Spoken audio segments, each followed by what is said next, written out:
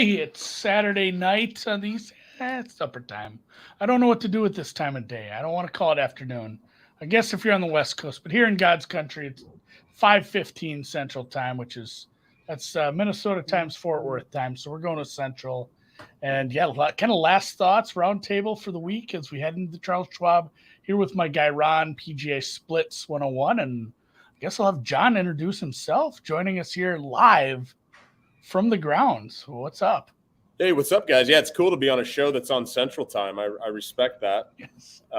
being an Omaha guy myself. But, yeah, this week down here in Fort Worth for the Colonial, I'm here with the Caddy Network doing a few days' work, interviewing a lot of caddies and stuff. So it's an awesome place. I haven't been here probably since 2019, I think. And, familiar, classic golf course. It looks awesome. We got a lot of rain last night, but it's going to be a good week of golf.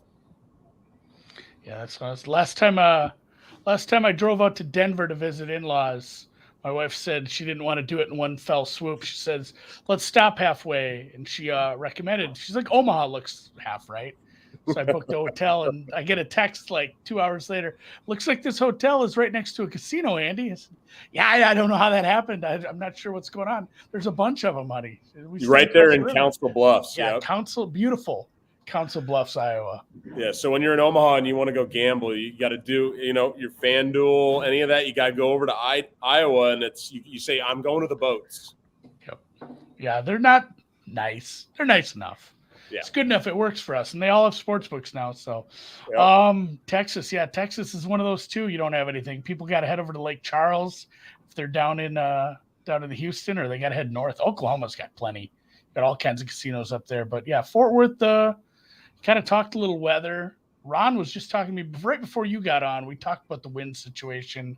Ron's always looking at the damn weather. You've got three different sites up for like 4 days. What's the kind of the feeling right now? I mean, and that's a good question for do you think a lot of these other guys are trying to forecast some of that? Well, I'd love to hear what Ron has to say, because I did look at the forecast on Monday. And I know, when you start to look at an entire tournament and you kind of get locked in on one forecast, that can sometimes go wrong for you. So, up to the minute is definitely going to make a big difference. It's been really weird weather so far. Like the wind just hasn't settled in. It was really howling today, kind of more out of a westerly direction, I would say. And I think it's supposed to maybe be there tomorrow, which is, a little less unusual, a little less, typical. And then I think once the weekend hits, that it'll get hotter and that south wind's going to kick up. That's what I'm seeing, is that it's going to be really windy.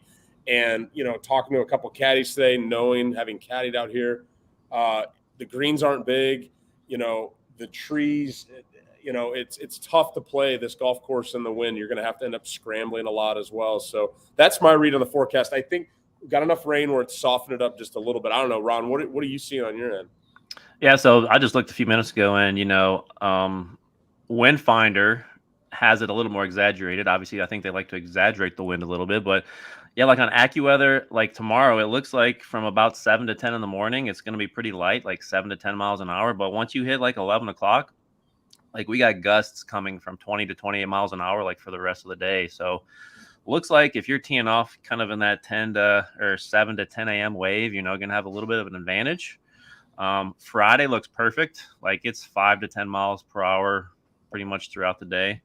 And then Saturday and Sunday is when it really picks up. I mean, we're talking 20 to 30, even gusting up to 40 possibly. So, if you're playing like I am, first round leader tomorrow morning, Fleetwood, Harmon, Tringali, Joel Damon, Kevin Na, these are some guys teeing off really early tomorrow. So definitely some guys I'll be targeting. But, it's going to be interesting. Now, with the conditions, like what would you say in the trees? Does the wind swirl? Is that kind of why it's so difficult with kind of swirling conditions? Or do you think there's some protection with all the trees lining those fairways? No, there's definitely not protection. If anything, it causes a little bit more confusion between player and caddy. I mean, the wind is, constant, but it's not perfect. And so, and this golf course has so many dog legs that, and we all have compasses and stuff. And, a lot of guys have experience out here. But, you start moving around just a few degrees here and there, and it can get off pretty quickly, and all of a sudden you're coming up 20 yards short or you're going over a green. I mean, you need to avoid those mistakes, player and caddy out there tomorrow. So it's tricky. It's definitely tricky. And then you throw the Bermuda rough into it, flyer lies. You've got fairways that aren't exactly easy to hit. And so, it's going to play difficult. I looked at some of the past, scores for the week, and I do not see it as being one of those 14, 16 under weeks. Personally, I think it could be a single-digit winner. Yeah, and even that Bermuda rough, I know, looking at the stats, it's like 78% greens in regulation percentage if you're in the fairway, but if you're in the rough, it drops down to like 46%. So right, that's going to be huge this week, like you said.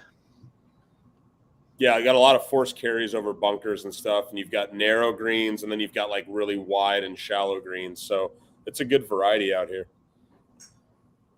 Oh, that's wild too. I get to thinking about like the caddy.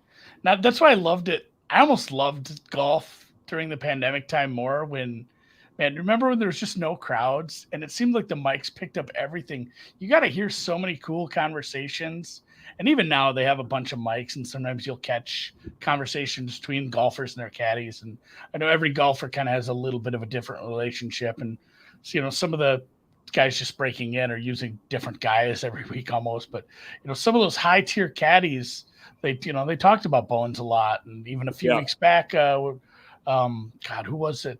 Ron, about a month ago, guy that switched that ended up with another win. Well, Scott, Scotty. Scheffler made a big switch to Ted Scott and Bones jumping on JT's bag, and those have been two ones that you've seen right away. I had a chance to catch up with Bones on Tuesday, and we published a couple interviews on the Caddy Network, and he was so excited for his guy, and I mean it makes a difference. I think one that I need to confirm, but I think Daniel Berger's been kind of switching it up lately. Him and his longtime caddy kind of split up, and I think he's got Brett Waldman on the bag this week, who's a really good looper.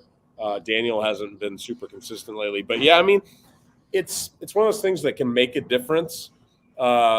And then also, but in the end, the players are hitting the shots, right? And so it's kind of hard to track that, in real time. But I do agree with you. The player caddy conversation is awesome. I think more and more of the broadcasts are, featuring that a lot more.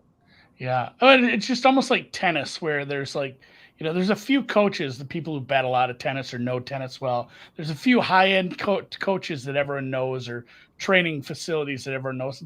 Golf is kind of the same. There's just like 2 or 3 caddies that are household names for the most part at any given time, and they don't get the same. Like, no one talks about Bowens or like people talk about Belichick or some of these great coaches because those guys aren't out there throwing the ball around either. It's just it is such an important part of the game when you get to, especially all I think about is these wind shots as they're going back and forth and you see them like stand there for 2 minutes and then put the club away and grab a different club. Cause they're just sitting there trying to do math.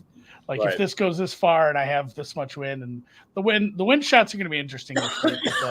You get these tiny little greens. That's I think one of the fun parts. And I don't know, just walking the course, what are you seeing from I missed the green standpoint? It was a big conversation point last week was it's going to be tough around the greens for some of these guys. There's some nasty trouble you can get into. I've heard this week should be easier where a guy like Victor doesn't have to be staying up at night worried about that sort of stuff. That's funny you say that. I caught up with Shay Knight, Victor's caddy, this afternoon. We're down here with Charles Schwab, and he said, I'll be there in 30 or 45 minutes. We're just practicing. And then an hour and a half later, he's like, I don't know if he heard me send you a text or what, but we're still chipping. And I resisted like a joke, but it's like, okay, maybe you guys should stay down there, keep working on it. This week it's different than last week. It's interestingly same course designer, right? So that's kind of cool. Infinitely flatter piece of property. But a lot of the same look. And the difference between last week and this week is last week you had kind of the more shaved runoff areas, tighter cut. This week now it's a little bit more traditional, like that kind of Bermuda rough where you're having to kind of figure out the lies and stuff. So, some of those guys that are good Bermuda rough players might have a little bit of an advantage over guys that don't excel in that as much. You still have the bent grass on the greens this week, and the bunkers come into play around here too. So you kind of have to have that splash shot, to judge the lies out of the Bermuda, and you end up having a lot of awkward 5-footers and stuff because it's just a little bit more difficult to cozy it up there. Let me ask you this. So, like last week, going back to the PGA with, JT, Zalatoris, you kind of think from the outside mentally that's got to be a little bit draining on them, going to the playoff. So what's your perspective, even as a caddy? Like, I don't know what experiences you've had where, you had a guy who's in it one week and then you're playing again the very next week. Like, what is your take on that as far as, even betting wise, JT, Zal, are they in play this week, or do you think this might be a week where, they may be a little not themselves? Yeah, I would say that's interesting. I think it can run both ways. And I think there's a lot of factors on why. You look at how many weeks in a row has this guy played, and then he finally pops or he finishes second and dramatically loses a tournament or whatever. And he's like, well, I was already going to play this one, so I'm going to go play. Well, what's that guy's mentality going to be like? Is he going to show up or not? Is his mind still racing?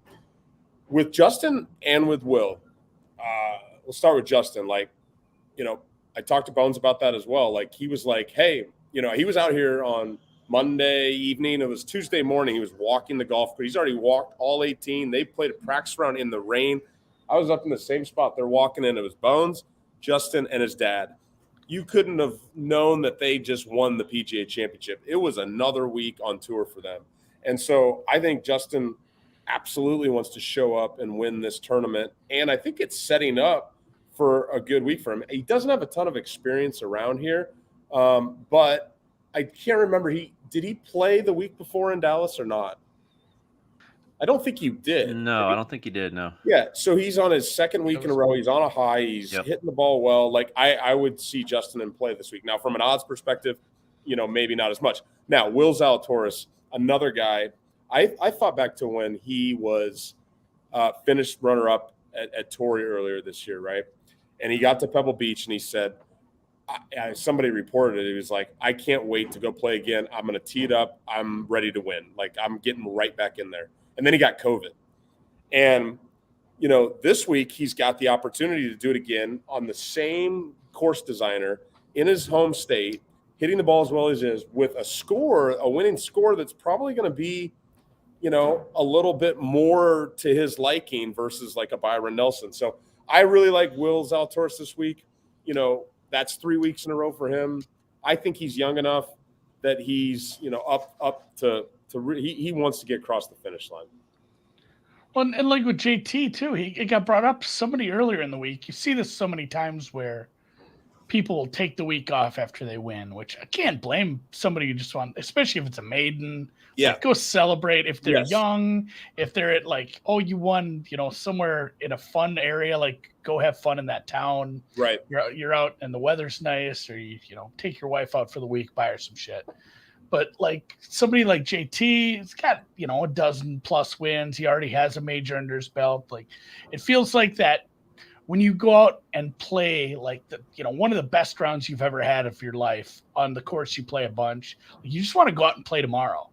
Like, I'm playing well, like everything's clicking, and these pros, that's got to just be like 10x that, where, man, if I was playing like he played, came back and snuck up and won a huge tournament like that, I'd want to play in the Monday qualifier. I'm like, I just want to get on the course and show people I can still do this constantly. Like, the way it's clicking, just kind of keep that, because momentum is, I hate when people use momentum in sports analogies and stuff, but like for golf, like it's so in your head, your own game is so much in between your two ears. And like, once you're clicking, I would just want to keep playing and playing. And I mean, he's one of the favorites for a reason. So hopefully he just shows up too. I'm a fan.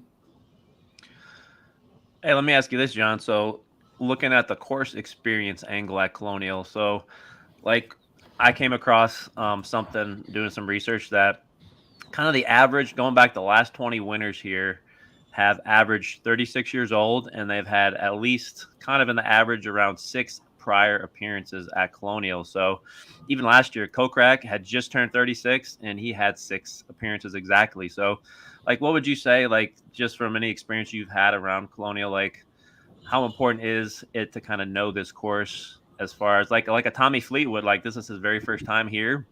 Like that's one reason I'm not playing him at all this week. But just kind of what's your opinion on that course experience angle at Colonial?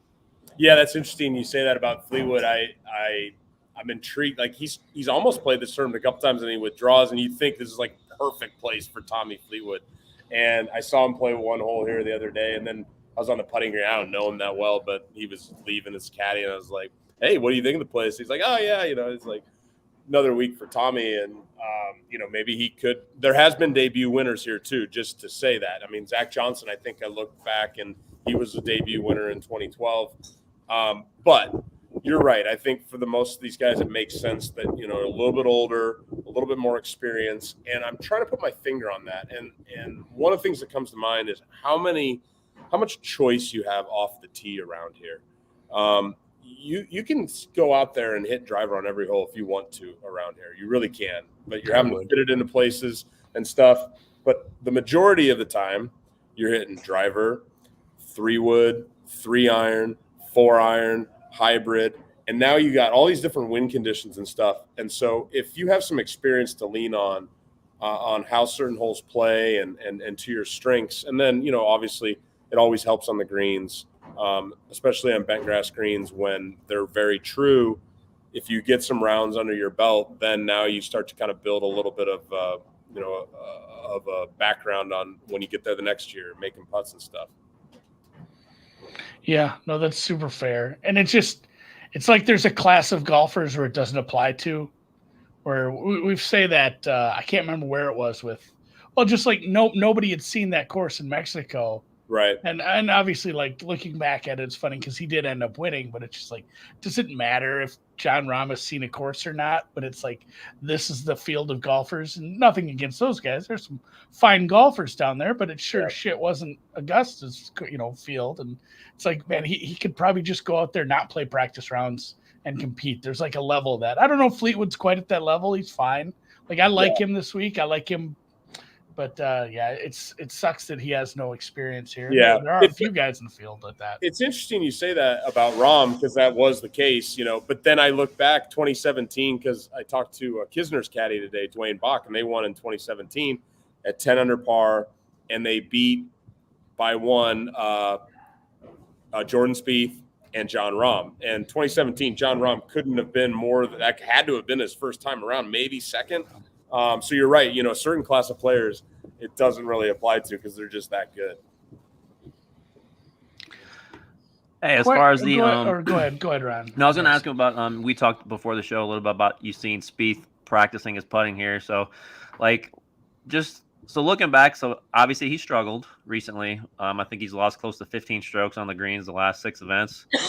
But here at Colonial, he's gained over 33 on the greens in the last 6 events here. So, do you think that's as simple as, the familiarity with these greens? He can kind of flip a switch, or just mentally, what's your take on that? Even from a caddy's viewpoint with, what do you think, Greller's telling him, obviously he's boosting him, but what's your opinion on that? Yeah, I think it's an interesting case study this week with him, right? I mean, he's been not putting his best at all. And he has been missing these short ones, which is the one that's a little bit been kind of kicking him. I think this is a place that he can turn on the switch and have a good week. The 2 factors that go along with that I find interesting is hey, the winds are going to be up this week, so that's a little bit more random. And then also, in terms of winning, is he in that gear to make, he's got some scar tissue. Is he going to make those 3-footers that he's been throwing away and lose another tournament by, 1, 2, 3 shots? So that's my concern with him this week. But I would not be surprised to see him in the mix at all. And I do think it's a place where he just, I watched his body language say, James Edmondson, Ryan Palmer's caddy, is a member out here, 4-time Colonial champion. He played today with some of his buddies, and they played in the Pro-Am with Spieth. And so I went down and watched him tee off and stuff. And I was talking to Greller about that before I popped up here with you guys. They were on the putting green. and I watched Spieth's body language and stuff. I mean, he's not thinking about missing putts. I'll tell you that. He is just the same confident looking Jordan Spieth that you know. And so, this, if there ever was a week, where it's a get right week for him on the greens, this would be it. It just makes me think of Valero the other year and it's similar. It's not like the Valero win came out of nowhere. He was playing well, especially compared to where he was in like 2020. That version of Jordan Spieth was rough at times, and he kind of got it back in the spring, and everyone was like, maybe Spieth is going to figure it out, and then goes to Valero and just kind of horses it out, won by a couple strokes. And I mean, it's similar. I'm trying to think of other cases. Well, that one that he had. Spieth is just weird with me sometimes. Like Spieth can just go meteor for some reason sometimes. But how weird was that Harbortown win? Yeah. I mean, he was minus 2.5 strokes putting, and he won. I mean, his ball striking has been phenomenal. Like, for that course at that time, like, he actually was playing well enough, just ball striking alone, to get it done there. Yeah, I know. And then you watch his pre-shot. His swing looks different, doesn't it? Yeah, for sure. Yeah, it's working. So who do you like this week? Like, if you, I know you make some picks every week. Like, is there certain guys that you think fit better than others, or that you're taking some looks at? Well, yeah, I mean, every week I throw 6 out there that I like, 5 or 6, and we talked about a lot of them already. I mean, I think Will Zalatoris on a bounce back, given the conditions, maybe makes sense. I'm intrigued by him. I kind of warmed up to Tony Finau. He's got a great track record here. I think he's made all 6 cuts. He's playing better. He's not putting better, which, but he might not need to as much this week. He's been missing some short putts too. It's a little concerning. I'm like a sucker for betting and touting Brian Harman, and he's been playing very good all year in spots. I mean, he's had like 3 top 10s, and he's played very well here in the past. So Brian Harman's somebody that I'm intrigued by this week. I did say Tommy Fleetwood, but he doesn't have the experience. He's been playing good. If he wasn't playing good, I wouldn't have considered him. And then Ryan Palmer has been, he showed his face 2 weeks ago. I'm a sucker for a storyline too, though, right? I mean, 45 years old, this is his home track. The opportunities are dwindling for him in terms of like being in a really good spot with his game. And he hasn't been as good as he was, but he still has enough in the tank, I think, to win. Well, speaking of storylines, so Tom Hoagie, so Fort Worth resident, went to school at TCU. But when you look at his course history here, he's got 2 40th place finishes and 2 missed cuts. So he just, for some reason, and you would think a ball striker as good as he is, maybe he'd have a little more success here. But we all know what he's done recently, even at the PGA, his first top 10 in a major. So, someone like him, do you see him as someone who maybe this year he's going to turn the corner here? Just his overall level of play is going to be enough to, because I took him when the line first came out at 70-1. I thought that's great value for him as far as, an outright. But what do you think about him this week? Yeah, I like you bringing that up. I mean, I looked at him earlier in the week, and I hit him when he won at Pebble, which I was proud of. Tom is a really good ball striker. He's playing well right now, has a lot of confidence. It was baffling to me when I looked at that and saw that he had not played well here at all.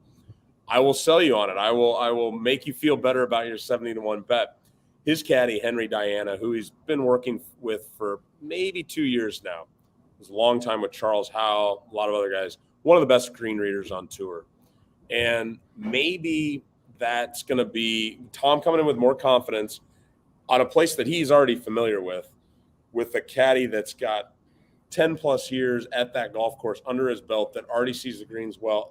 That could be a good recipe for him this week. So that is a great bet as far as I'm concerned. It's 70-1, and you put him on your DraftKings lineup or your FanDuel lineup. Like, I'd be interested to see what his ownership's at, but he's certainly in play.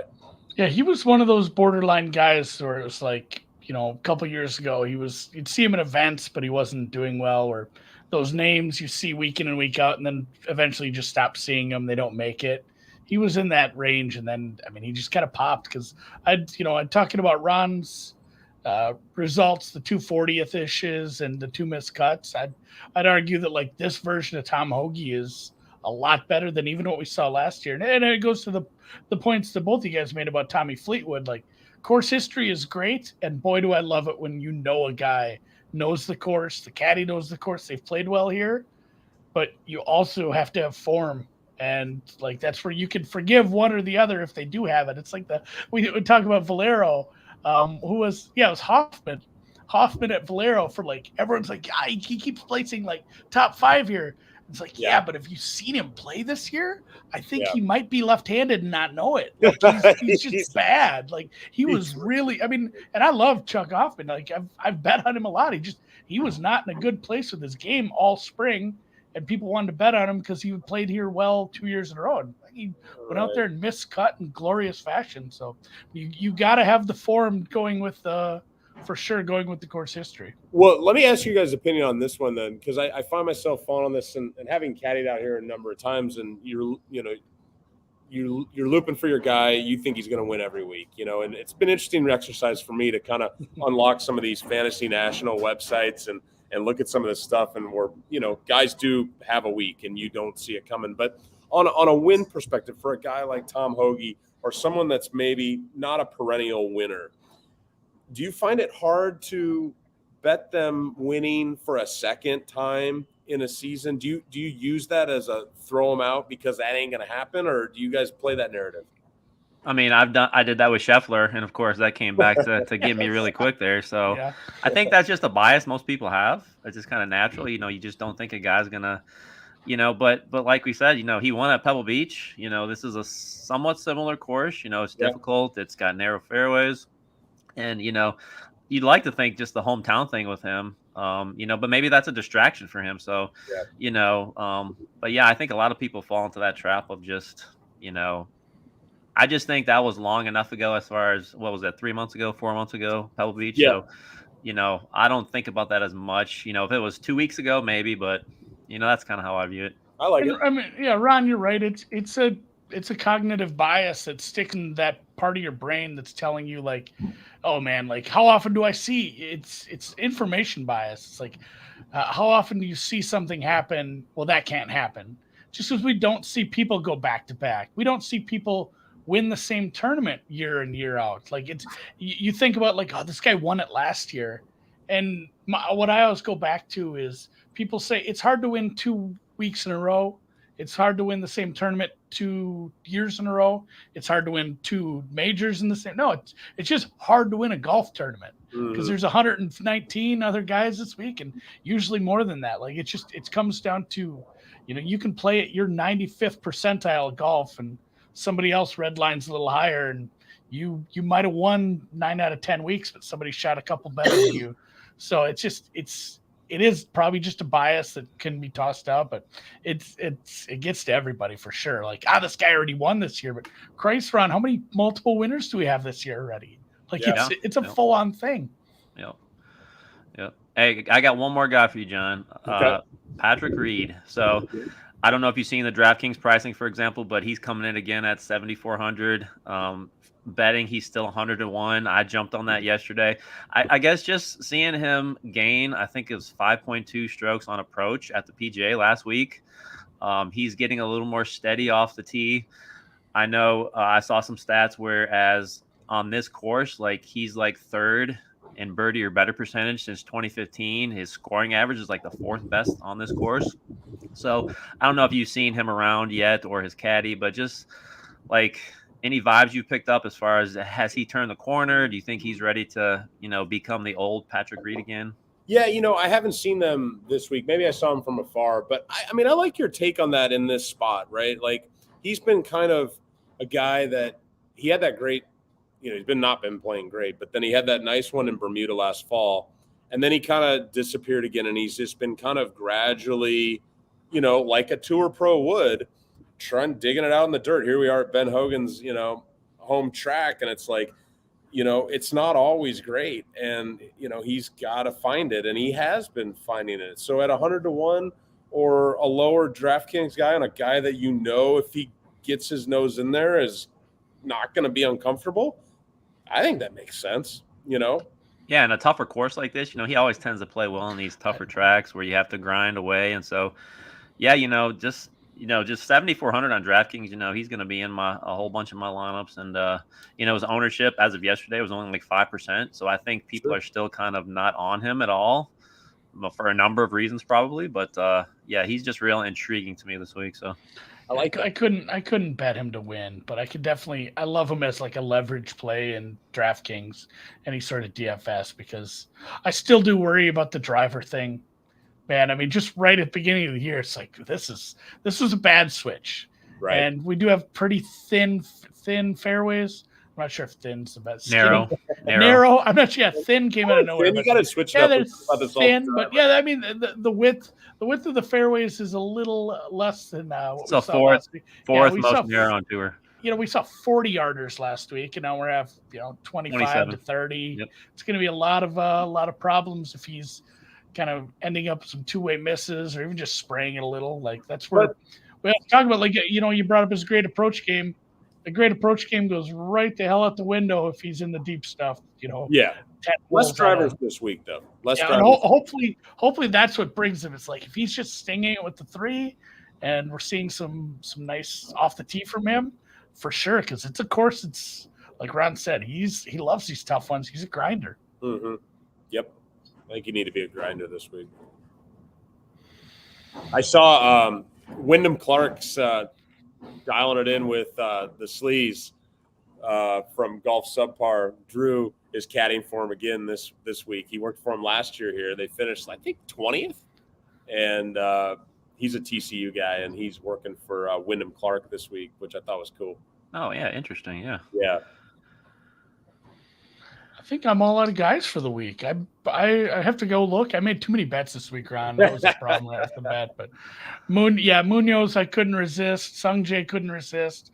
The entire world, the entire gambling Twitter, golf bet Davis Riley. So why not me? I'm all about a team win. Everybody getting it. Chris Kirk's one. A lot of people have loved this week, and then I mean, just Sam Burns.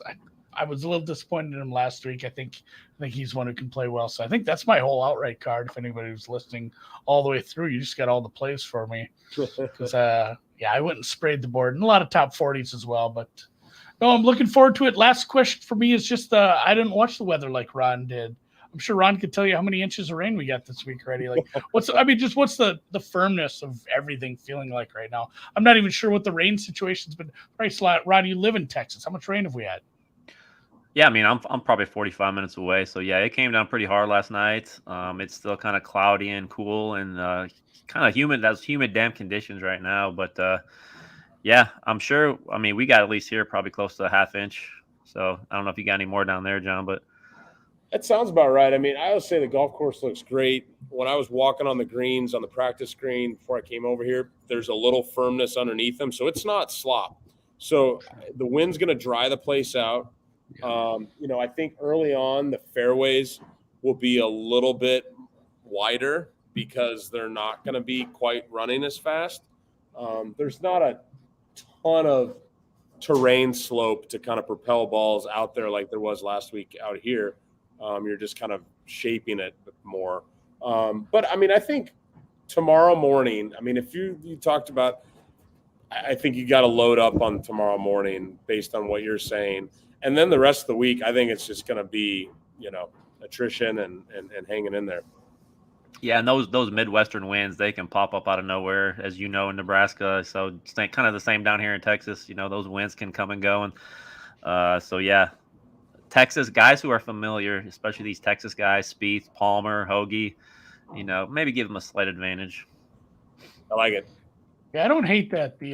Everyone's that's just a stupid narrative. The Texas guys, like, no, they're familiar, and they've played in this Texas win for sure. So, and yeah, it wouldn't break my heart to see Spieth win. I like the local guys winning. Maybe I better get an outright on him if I'm actually going to cheer for him. Didn't work last week. I wanted to see him get it done at the major, but wasn't to be. Congrats to JT, and yeah, John, thanks for popping on with us. Enjoy. Are you staying? You're down? So you're down there. You're down just there all the way through Thursday. it's Sure. kind of dipping in and out now. I'm going to get home to the wife and daughter, and it's been fun to be out this week. Hopefully, I'm going to go out again at the U.S. Open, and maybe caddy a little bit this summer. We'll see. It's kind of flying by the seat of my pants right now, but it was great to catch up with you guys. Awesome show. It's have me. I'd love to come on anytime. It's great to catch up with people that love golf as much as I do. Yeah, we'd love to talk to you too if you actually, you end up doing some looping this summer. That was, that's such an interesting conversation when you have someone who's just going out on the practice rounds, but you really get some fun insights. I told Ron this the other week. Like, one of my favorite things more and more is hearing these, on course. These people are just interviewing the players quickly after they play a practice round. You get so much more insight from somebody just played it like 5 minutes ago. And then you get the funny ones like Daman saying like, it's too hard, I'm done. Or Joel was very serious out there. I caught up with Joel before him and Gino were doing their thing. So, you never know with Joel, but you're going to have to be able to play in the wind this week. You really are. Yeah. Maybe we'll see some carnage Sunday once the wind's kicked up. I think we will. Hey, well, thanks for having me on, guys. Yeah, appreciate it, John. For me, for Ron, for everyone at Betsperts Golf, we will catch you next Tuesday where we talk all things Memorial. Get right into it. So appreciate it. Check out betspertsgolf.com. And like I said, good luck with all your bets, your DFS, one and done, and everything else this week.